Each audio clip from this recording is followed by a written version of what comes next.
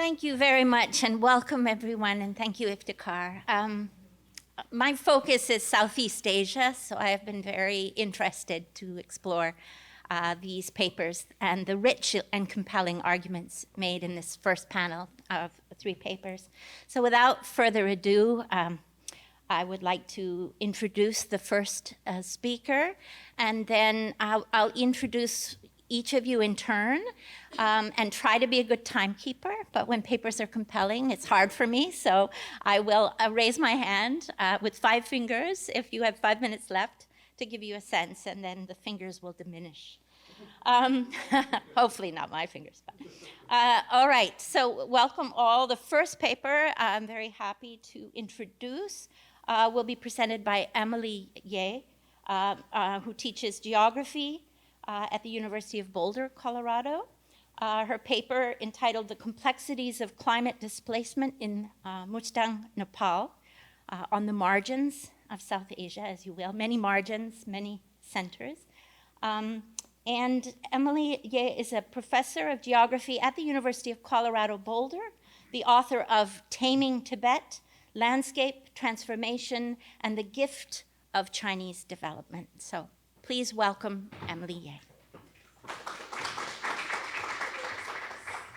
Thanks to the organizers for including me in, I feel very short here, to the next Monsoon Project. So I suppose it's fitting that the paper starts from the margins in a place that's geopolitically in South Asia, but otherwise a bit of an outlier.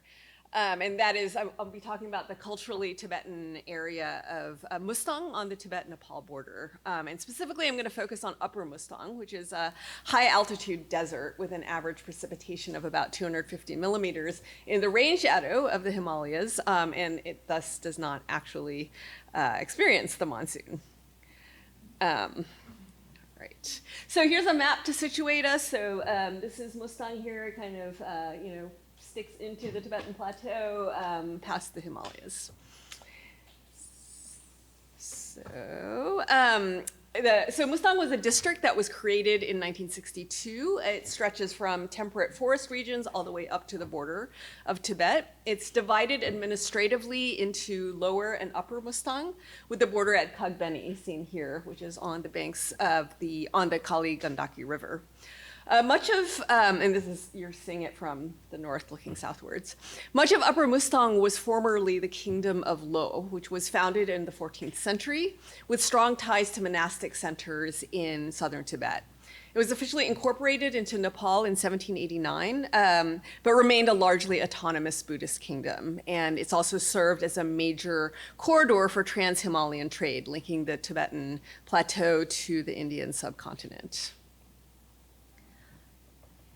So this is a picture of the walled city of Lomantang, which is the capital of Upper Mustang.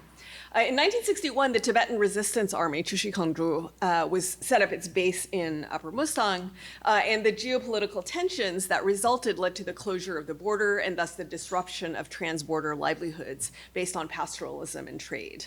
The area was also closed entirely to foreigners until 1992. Today it's open, but only with a very, very expensive restricted area permit.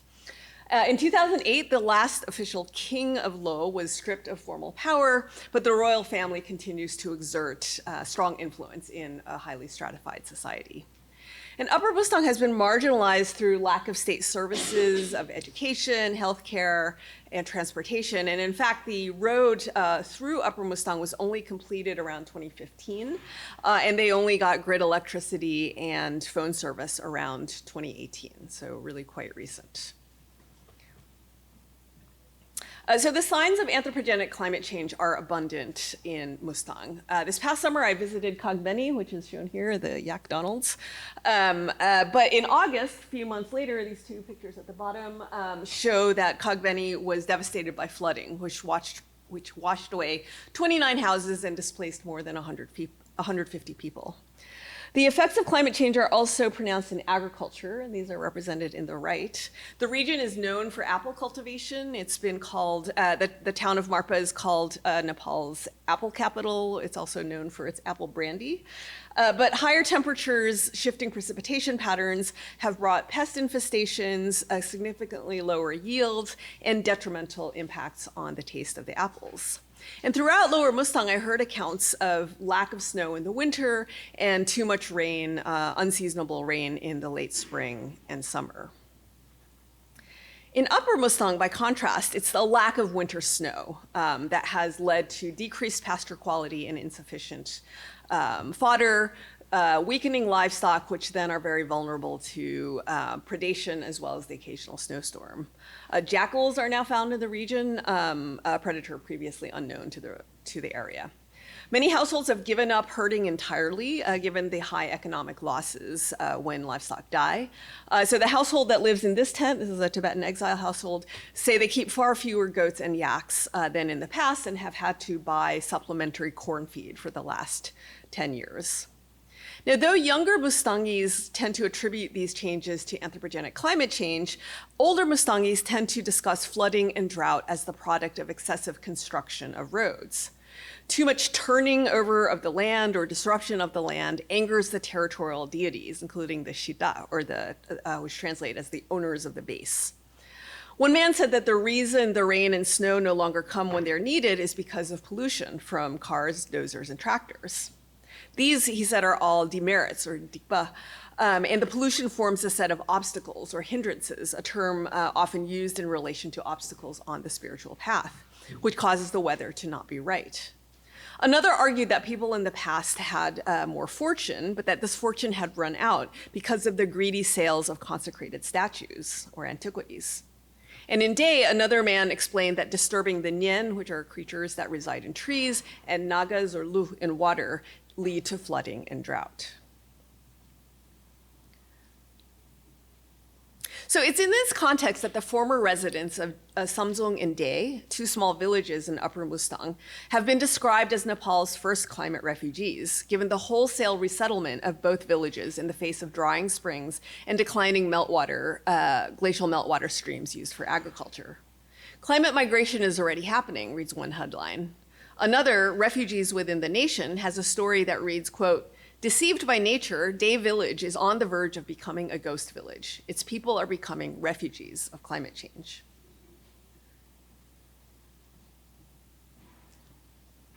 And indeed, the resettlement of both villages is a response a response to climate change induced declines in irrigation water is not in question. And this, the two red dots, not the top red dot and the bottom red dot are the villages I'm talking about, and they've moved to those green dot areas. But what I want to explore are the contextual issues that may be obscured behind the labels of climate migrants or climate refugees. As a growing number of scholars have argued, migration is only rarely driven solely by climate change. Instead, it's influenced by a mix of climatic, socioeconomic, cultural, and political factors. And even when climate plays a role, it's difficult to determine the extent of its influence. One recent study argues, quote, "Categorizing climate migrants as distinguishable from non-climate migrants is not empirically possible in most circumstances." This becomes important because of the ways in which the figure of the climate refugee has become securitized, racialized in neo-Malthusian imaginaries, and incorporated into exclusionary national security agendas. In arguing for the need to reconceptualize climate displacement in, quote, "a world already on the move," geographers Kelly et al. Argue that common framings of environmental displacement invisibilize the pre-existing socio-environmental processes that render climate-induced migration necessary. As an alternative, they propose the concept of cumulative socio-natural displacement to emphasize the historical and current processes that work together with climate change. Others have called for an emphasis on climate mobilities rather than climate migration, given that that term makes it easier to avoid assumptions of mobility being unidirectional or monocausal or inherently positive or negative. So with those cautions in mind, I'm going to turn now to a more in-depth look at the stories of Samsung and Day. So one important contextual piece is the broader migration out of Mustang, which has experienced one of the highest rates of outmigration over the past 2 decades in Nepal, a country with a lot of outmigration. The first wave of migration began in the 1980s. It was mostly short-term contract labor to Korea and Japan. Many Mustangis also began at that time to engage in winter trade of sweaters and other purchased goods in lowland Nepal and India. Beginning in the early 1990s, however, migration to New York and Paris began, and over the next 2 decades, the character of that migration really changed, as a growing number of Mustangis has taken up permanent residence or citizenship in the US and France. According to one 2022 estimate, the 2,000 Upper Mustangis living in Queens, and that's Mustangi is represented here in the language map of Jackson Heights, and Paris outnumbered those living in Upper Mustang. And increasingly, migration is coming to be seen as a normative step in the life course and a defining feature of society. Our guide this summer was, he said he's from a very privileged family, but he said he felt like a failure because he was not able to get a visa to the US. A large number of Mustangis also live permanently in the capital of Kathmandu. They do things like run hotels, as an example. And also, since the 1990s, many parents from Mustang have begun to send their children to Tibetan boarding schools in places like Dharamsala and Darjeeling. So climate change has certainly helped to accelerate the decisions of some of the families to leave, but it's only one of many factors shaping patterns and expectations of mobility. Okay, so the village of Samzong is located at 4,000 meters, situated very close to the Tibet border. Historically, again, livelihoods were based on subsistence agriculture, animal husbandry, and cross-border trade.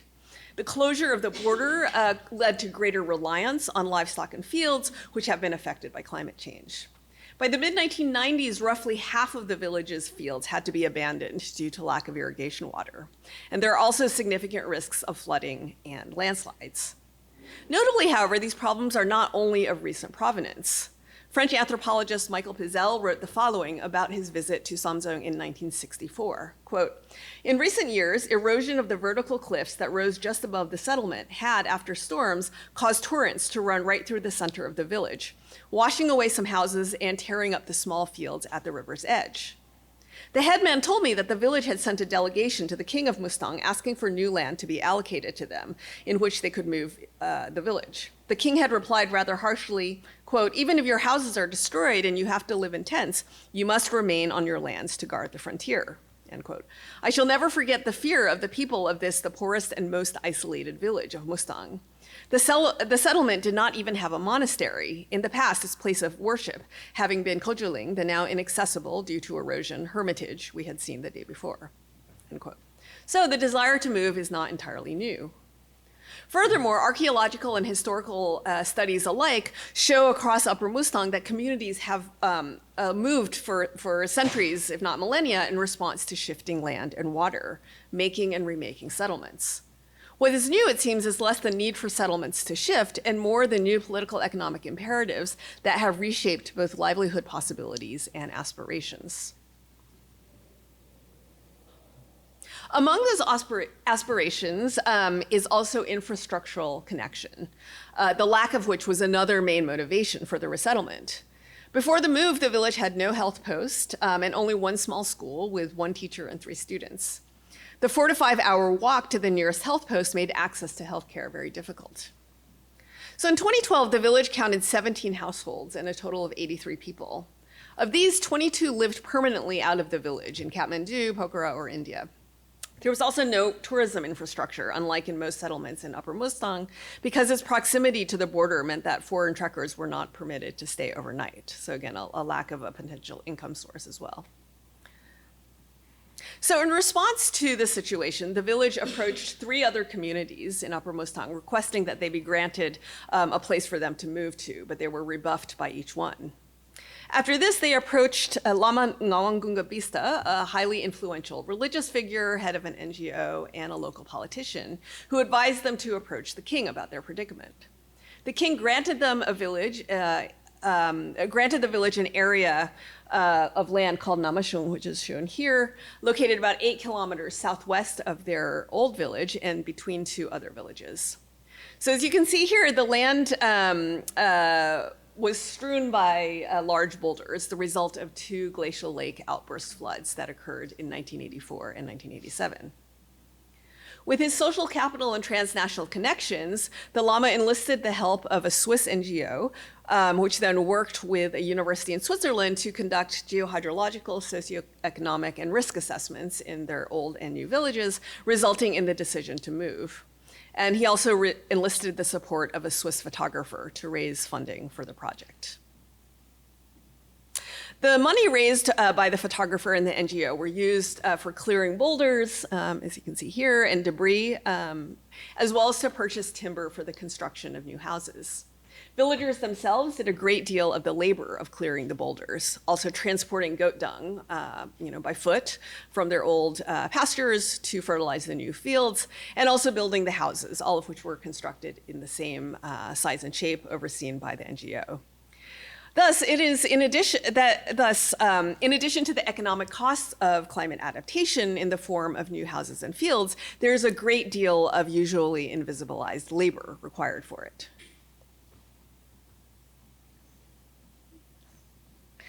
So here's a photograph of the settlement from this past summer. The 18 houses were completed in 2015. The households drew lots to determine who would get which one.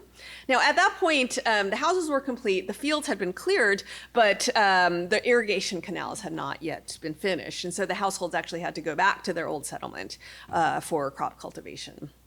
In June 2016, they were able to sow about 40% of the new fields for the first time, and the following year, the remaining fields were leveled and seeded.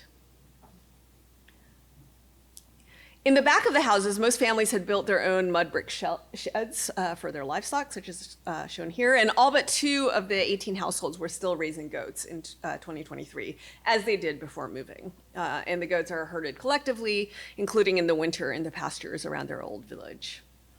In addition, about 6 households still lived in and tended to their old fields in Old Samsung, though they use that more for stocks for their fodder than for grain yield. And the elderly in particular have tended to want to stay in their own village despite the fact that it was a collective decision to move.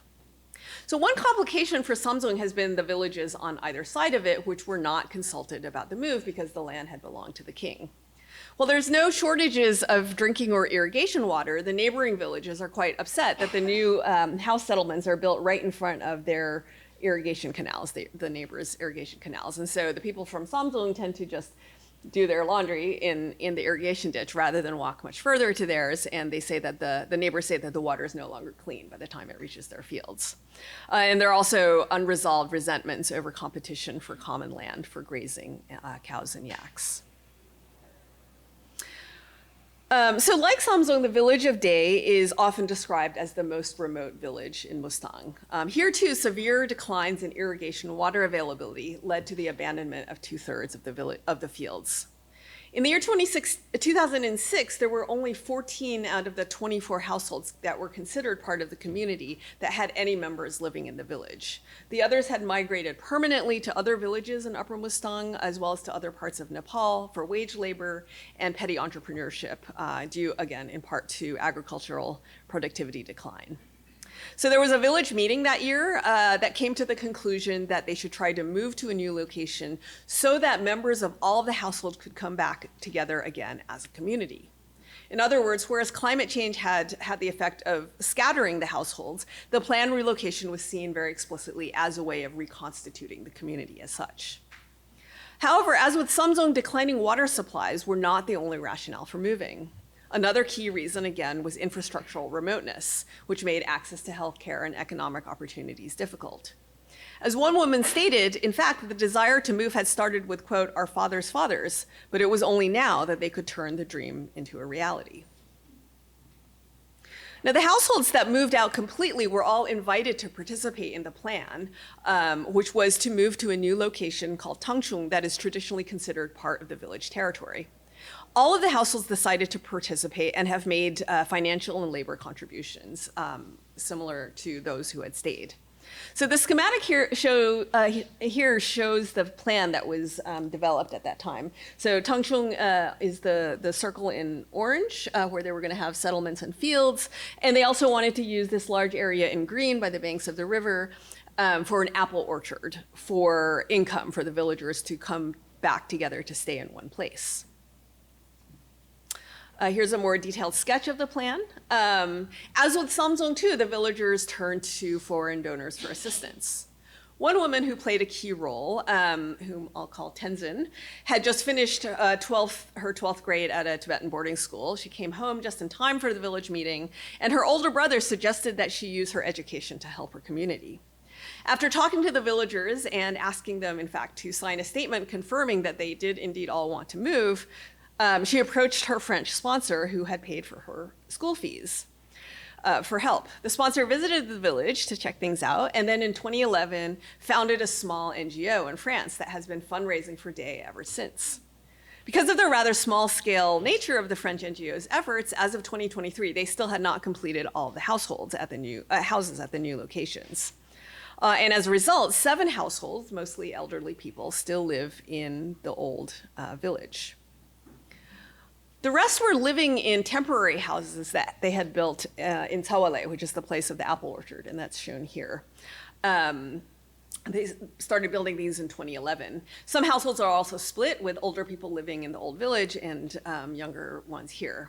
And the plan is for all the households to move completely to their new location once the entire village is complete, which is slated for next year, 18 years after the plan was first discussed. Now, these houses were built entirely by the villagers themselves with their own labor and money, and they were envisioned as temporary places to stay while creating the apple fields and for future apple storage. They were also seen as a backup in case the funders didn't come through, and they had to be built in some cases because outmigrants no longer had functional houses in old Day. So here you can kind of see the apple orchards at on the banks. And the creation of this orchard out of the gravelly riverbank began in 2007. Again, it requires a tremendous amount of labor to make fields where there were none before. Each household pitched in collective labor and money for apple saplings, renting tractors to move soil, and eventually for buying a community bulldozer. The Nepali government's contributions have been limited to funding for pipes and drinking water at both locations and a gabion wall for the orchard. Here's a photo from this past year where apples are planted, and you can see there was no soil, so they had to move all the soil there. In the apple orchard, there are about 2,000 cooperative apple trees that are sold together by the community with their own brand and marketing for their cooperative. And in addition, each household has about 300 private trees, so they have planted at least 10,000 trees.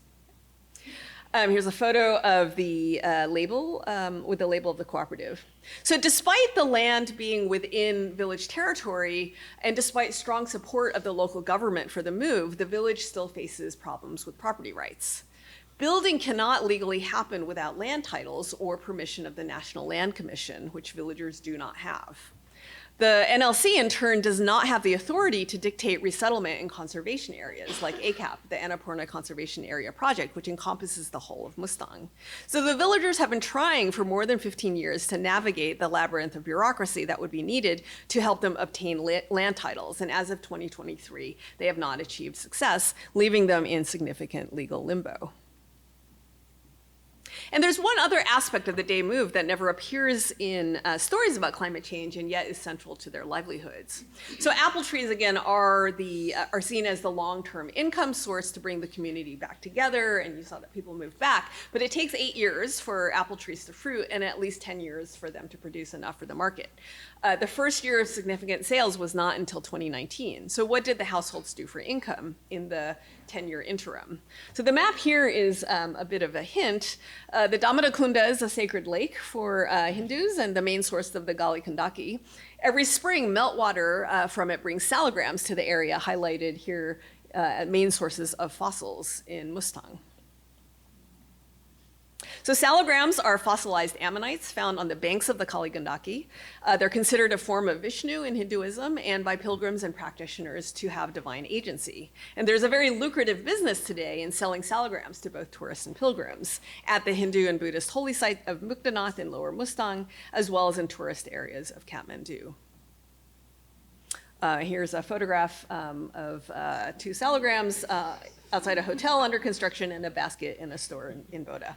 This is again complicated because the collection and sale of salograms is prohibited under the rules of the Annapurna Conservation Area project. ACAP officials state that the collection of sale is not permitted, but admitted that there's no real enforcement as of yet. Indeed, it, like Day's lack of title to their own land, exists in a hazy legal status. And in fact, the sale of salograms is very profitable compared to apple sales, but they're obscured in typical narratives about climate displacement. So in conclusion, in this presentation, I hope that I've conveyed some of the cultural dimensions of responses to climate change in Mustang. Disappearing irrigation water and debris flow alike are understood as manifestations of harm to territorial deities, as well as through Buddhist terms. They've rendered livelihoods more difficult and prompted 2 communities to embark on a decades-long project to move. Yet these are only the latest in a long-standing set of patterns of movement in this high-altitude and arid landscape. And the current moves are responses not only to the lack of water, but also long-standing frustrations with infrastructural remoteness, now exacerbated in a context of global connectivity where growing numbers of households move not only seasonally across the subcontinent, but also have close kin living in Europe and North America. Climate mobility is indeed not just about contemporary climate change, even in cases as seemingly clear-cut as Day and Samsung, but also about the geopolitics of border closure, the cutting off of another kind of mobility, a reorientation of economies, and about the politics of state neglect. Some critics have argued that translating climate displacement as a form of adaptation can, quote, valorize and reinforce individual responses to a collective problem. In Mustang, however, we see that mobility is not about individual preparedness, but rather very much about ways to keep a community together as a collectivity, and that a strong sense of community identity is being fought for through mobility, even in the face of unprecedented permanent outmigration. Also, the term climate displacement might be imagined as a one-time event. Instead, as I've shown here, it can also be a long, drawn-out process, shaped by an incredible amount of labor, a shortage of funds, struggles over land rights and bureaucratic barriers, and multifaceted livelihood strategies. I want to end, though, with a question that has troubled me while writing this presentation. The concepts of climate displacement, migration, or refugees are clearly problematic. They obscure as much as they reveal. And yet they can also be important and useful strategic essentialisms. They're deployed, for example, by villagers of Day to help support their ongoing project of community reconstitution in the face of many socio-natural challenges. How should we as academics both support such moves and also complicate them, both in the interest of climate justice? Thank you.